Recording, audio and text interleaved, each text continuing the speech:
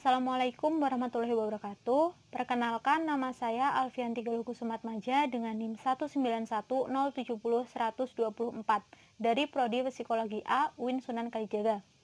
Video ini saya buat untuk memenuhi tugas dari mata kuliah Psikologi Sosial dengan dosen Bapak Muslim Hidayat. Dalam video ini saya akan mempresentasikan makalah yang telah saya buat dengan teman-teman saya dengan tema kelompok sosial. Sejarah kelompok. Sejak lahir, manusia sudah memiliki dua keinginan pokok, yaitu keinginan untuk hidup dengan individu lain dan keinginan untuk menyatu dengan alam sekitar. Dalam proses beradaptasi, manusia menggunakan pikiran, perasaan, dan kehendaknya. Hal itu dilakukan untuk memenuhi kebutuhan individu itu sendiri. Nah, dari pandangan tradisional sendiri, dimulai dari kelompok sosial Adam dan Hawa, di mana Adam diturunkan ke bumi dan ditakdirkan untuk hidup dengan individu lain, yaitu Hawa, dan mereka merupakan kelompok sosial manusia pertama di dunia. Selanjutnya yaitu pada masa purba, mereka sudah hidup berkelompok dan mencari makan dengan cara berburu. Sebenarnya maupun dari pandangan tradisional atau modern, manusia adalah kehidupan kelompok, di mana manusia dipandang sebagai individu atau sebagai unit yang tidak terpisah, dan hanya secara insidental mereka merupakan anggota dari kelompok, contohnya yaitu keluarga. Adapun rasa dan hasrat yang dimiliki manusia, yaitu rasa harga diri dan hasrat berjuang, hasrat tolong-menolong, dan lain sebagainya. Yang selanjutnya yaitu pengertian kelompok sosial. Banyak pengertian kelompok sosial yang dikemukakan, dan dapat disimpulkan jika kelompok sosial adalah sekumpulan manusia dalam satu kesatuan yang didasarkan adanya hubungan di antara mereka. Hubungan tersebut adalah hubungan timbal balik, rasa tolong-menolong, dan saling mempengaruhi. Selanjutnya adalah ciri-ciri kelompok sosial. Secara esensial, kelompok sosial adalah jika salah satu individu atau anggota dalam kelompok tersebut memiliki sesuatu, itu dianggap milik bersama. Ciri lainnya yaitu adanya interaksi lebih dari satu individu, rasa ketergantungan antar individu, rasa partisipasi, rasa kemandirian, dan memiliki keberagaman yang terbatas. Adanya norma yang mengatur perilaku antar individu dan pembagian peran dalam kelompok tersebut. Hal itu pasti berlangsung dalam waktu yang relatif lama. Ada 5 syarat kelompok sosial. Yang pertama, adanya interaksi. Yang kedua, interdependen. Jika salah satu anggota dari kelompok tersebut mengalami kejadian, maka hal itu akan berpengaruh dengan perilaku anggota lainnya. Yang ketiga, stabil, di mana tidak ada batas waktu yang ditentukan. Yang keempat, struktur. Fungsi anggota harus ada struktur, agar mereka memiliki set peran. Yang kelima, persepsi. Anggota harus merasakan jika mereka adalah bagian dari kelompok tersebut. Kelompok sosial tidak terbentuk begitu saja. Ada faktor yang mendasari dan mendukung kelompok sosial itu terbentuk. Definisi proses pembentukan kelompok sosial itu sendiri adalah proses bagaimana suatu kelompok itu dibentuk dengan adanya alasan dan tujuan.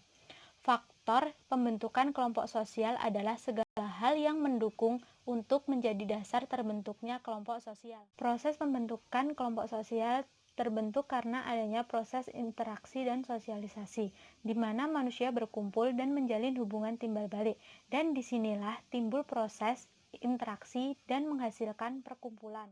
Yang selanjutnya adalah sosialisasi. Sosialisasi adalah proses yang membantu individu dalam kelompok dengan cara belajar dan penyesuaian diri. Dapat kita ambil contoh kecil yaitu rukun tangga, di mana banyak kepala keluarga yang tinggal dalam satu daerah, dan di situ pasti ada proses interaksi dan sosialisasi. Faktor pembentukan kelompok sosial. Hal yang mendasari terbentuknya kelompok sosial adalah adanya naluri dalam diri manusia untuk menjalin hubungan dengan orang lain. Yang kedua, komunikasi. Adanya komunikasi akan menimbulkan hubungan timbal balik antar individu. Interaksi dan komunikasi akan mengakibatkan adanya norma sosial dan gaya hidup setiap kelompok. Minat dan bakat bersama setiap kelompok. Minat dan bakat bersama akan meningkatkan intensitas komunikasi dan membentuk sosialisasi yang baik. Ada dua macam kelompok sosial, yaitu kelompok informal dan kelompok formal. Kelompok formal adalah kelompok yang ada peraturan tegas dan diciptakan untuk mengatur hubungan dengan sesama. Ciri-ciri kelompok tersebut adalah adanya anggaran dasar dan anggaran rumah tangga yang tertulis, adanya pedoman tingkah laku, dan tidak bercorak kekeluargaan, namun bercorak rasional dan objektif. Sedangkan informal adalah kelompok yang tidak memiliki struktur dan tujuan tertentu. Kelompok ini terbentuk karena adanya pertemuan yang terjadi beberapa kali. Ciri-ciri kelompok tersebut adalah tidak adanya anggaran dasar dan anggaran rumah tangga. Yang kedua, tidak adanya pedoman tingkah laku, namun juga tidak bersifat kekeluargaan dan bercorak rasional dan objektif. Kelompok sosial dibagi menjadi dua jenis, yaitu kelompok sosial teratur dan kelompok sosial tidak teratur. Kelompok sosial teratur dibagi menjadi 6 kelompok. Yang pertama adalah in-group dan out-group. In-group adalah individu mengidentifikasi dirinya dengan kelompok sosialnya. Out-group adalah individu menganggap suatu kelompok adalah lawan dari in-groupnya. Yang kedua adalah primary group dan secondary group. Primary group adalah kelompok yang ditandai dengan adanya keakraban.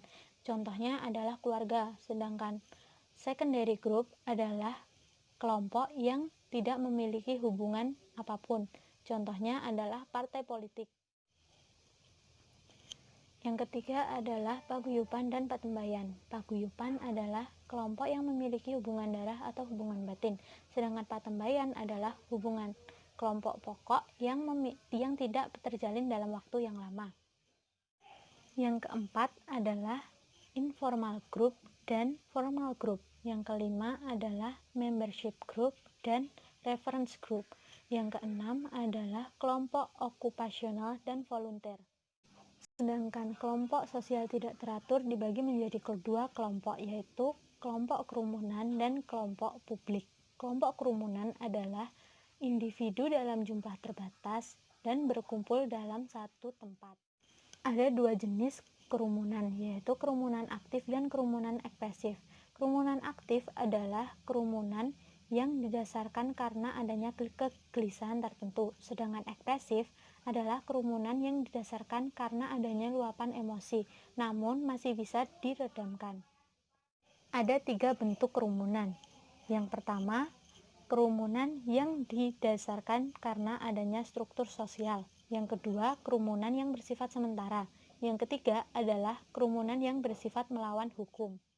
Kelompok yang tidak teratur selanjutnya adalah publik. Publik sering kita sebut dengan khalayak ramai atau khalayak umum. Publik tidak berinteraksi secara langsung, namun hanya lewat media atau alat komunikasi. Publik bukanlah suatu kelompok yang utuh atau kesatuan. Kesimpulan yang dapat diambil adalah kelompok sosial merupakan sekumpulan manusia yang menjalin hubungan timbal balik guna mencapai tujuan bersama. Kelompok pertama sudah ada sejak manusia pertama, yaitu Adam dan Hawa. Bisa dikatakan kelompok sosial jika ada interaksi dalam kelompok tersebut mencapai 2 atau lebih individu. Kelompok sosial terbagi menjadi 2, yaitu kelompok sosial teratur dan kelompok sosial tidak teratur. Sekian yang dapat saya sampaikan. Apabila ada salahnya, mohon maaf. Wabillahi taufiq wal hidayah. Wassalamualaikum warahmatullahi wabarakatuh.